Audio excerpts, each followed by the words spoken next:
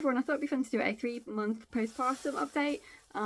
I obviously was doing all my pregnancy updates, and I thought maybe I should do like a 3, 6, 9 and 12, so maybe 4 more, just to go throughout the year to see how I'm doing. And then I'll also talk about Reese as well, so his 3, 6, 9, 12 update as well. So let's just get started. So how do I feel?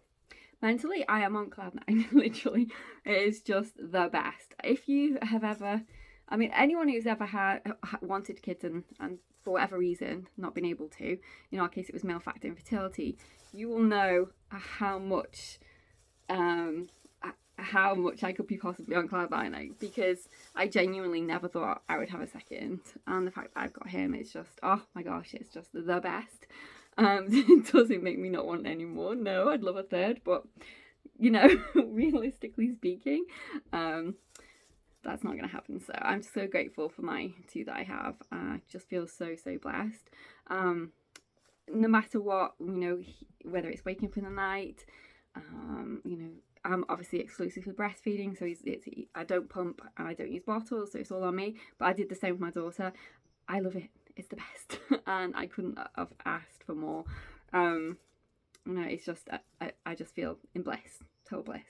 Physically, C-section recovery. Oh my goodness, I don't know why this 6-week recovery thing came from. After 6 weeks you'll be totally fine, because it's really not true, in my case at least. And I'm sure I can't be the only one. Maybe I am. Maybe it's just me, but I still do not feel physically like I can do what I used to be able to do. So in terms of fitness and activity, I'm way slower. We're talking tortoise and hare speed difference. So I don't know where this 6 weeks recovery thing came into it. I think for me it's just going to be a bit longer, but that's okay. It's one of those things.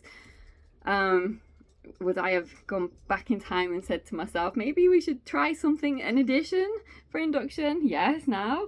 But hindsight, is a wonderful thing, and I can't. So I just have to deal with what I've got. My main problems are getting up and down off the floor.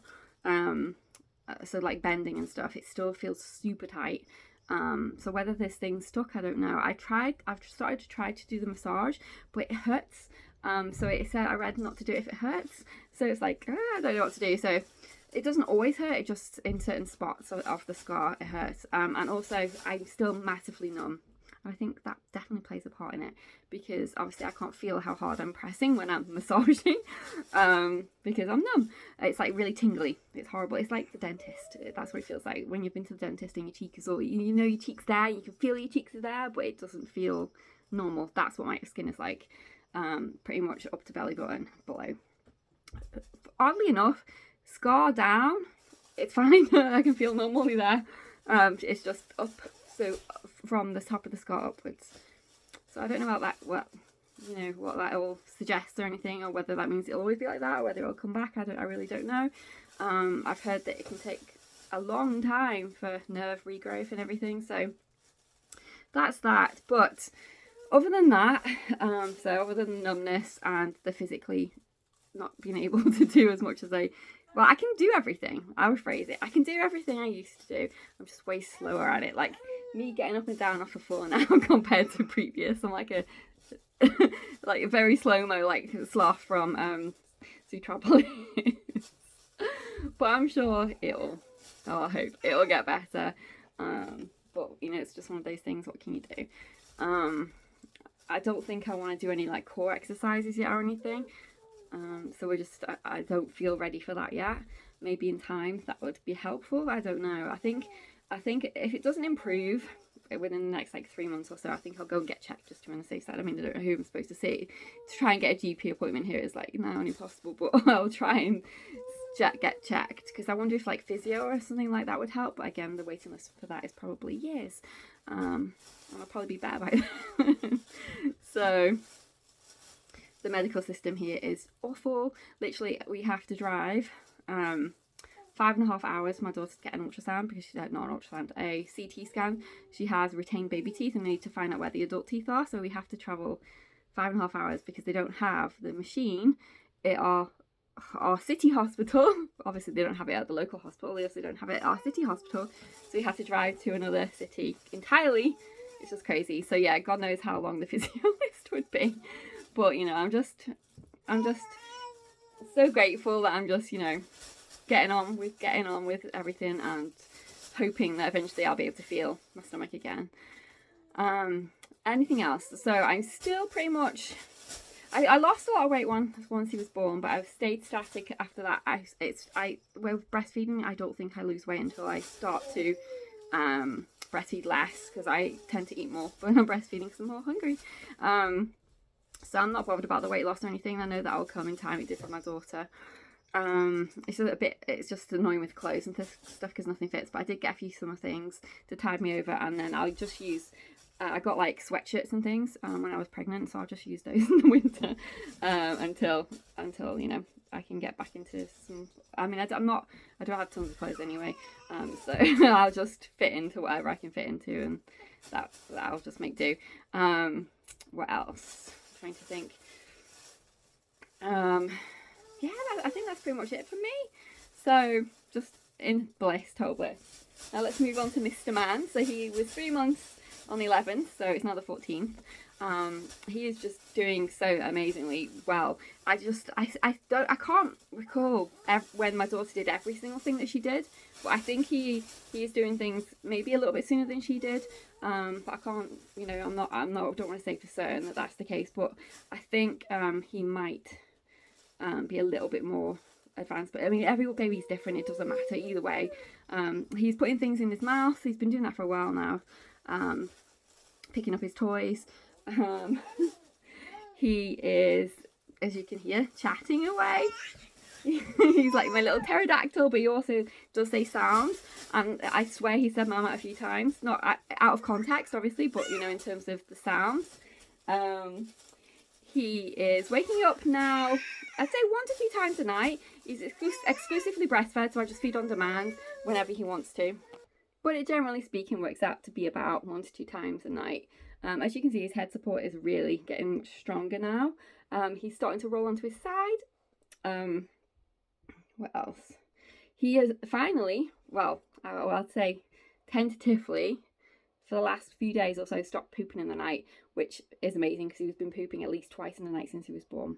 He poops so much more than my daughter did, and they're both breastfed. Well, obviously she's not now, but they both were. He still is, obviously. So it's the difference is night and day. So she could go like 10 days without going, and I was always like, is that normal? You know. But he is the complete opposite. He'll go like 4 or 5 times a day, and then twice at night. But now he's tapered off to just going during the day, which is amazing. I'm super happy about that. But yeah, it's just, he's just doing so well. He's getting so big. He is really long as well. He's in 6 to 9 now in terms of clothing. Some of his 3 to 6 still fit. No vests or sleep suits fit now in 3 to 6. They're all his toes at the end, and there's no room. He can get away with some of his pants that are 3 to 6 still, because they had like little sections where you could roll them up or roll them down, so that would make them last longer. But his like tops, his sleeves are getting quite short now, and it always comes up at the back. So he's going to be definitely into 6 to 9 for outfits soon, but he's completely gone into 6 to 9 for his vests and his sleep suits. He's in size 3 nappies. What else? I'm trying to think. It's just, he's just the best. We love him to pieces. Everyone loves him. My dogs love him. My cat loves him. Obviously his sister loves him. She's getting more interested in him now that he's doing more stuff. Because before, obviously, when he was a newborn, he just wouldn't really be doing very much. It's not very entertaining, but now she'll like, you know, to try and play with him and stuff, which is really cute to see. And she taught him to squeal. I swear she did, because she writes a lot of comic books, and she voices the characters. And when he was like newborn and she'd be like voicing the characters, he'd be a bit upset. So she was like squealing to him to try and get him excited about it, that it wasn't a scary thing. And I swear that's why he started squealing so early. But he does sound like a little pterodactyl sometimes, which is so cute.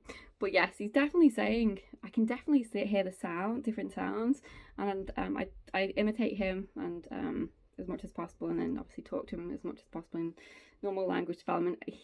I read to him every day. I've got all my books. I kept everything in terms of books from when my daughter was a baby, so he's got all of her her books, so I can read to him every day. He loves the Slinky Malinky series with Harry McClary, and I swear that's because Slinky Malinky is black, a black cat, like Shadow. He loves looking at Shadow, the cat, when she's like walking past. He's dead intrigued by her. All the dogs love him. Obviously, I don't let them get too close in terms of licking him or anything, but they all, all are really excited to see him when he comes in and stuff. He's just like he's always been here. It really is. I know everyone says that, but it's true. He's got quite a bit of hair, you can see, quite long at the back. He lost a bit on top and the sides from where he had his cradle cap, but he's kept his length. He has had dry skin, skin patches, but it's much better now in terms of as long as I put his cream on, it's absolutely much better. He still does he had baby acne for a while, and he does kind of get breakouts occasionally on his cheeks, but as long as I put some pseudocreme on, that tends to calm it down, and then that goes back to normal. I'm trying to think what else.